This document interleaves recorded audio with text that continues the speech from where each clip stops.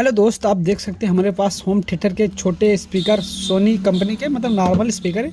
Home theatre के 1000 रुपये का आता है। होम थिएटर में 700-800 हज़ार रुपये कुछ भी ऐसे कुछ आता है। ठीक है, इसमें क्या हमारे देख लो लीड ख़राब हो चुकी है, ये देखिए, और ये कुछ इस प्रकार डैमेज हो चुकी है। तो इसको हम चलते हैं कुछ रिपेयर करने। तो हमें ये लेके आए, देख लो टीवी की रीड है ये। ठीक है, इसको हम इसी में लगाएंगे। कैसे लगाना वीडियो में आप पूरा वॉच करें, आपको समझ में आ जाएगा।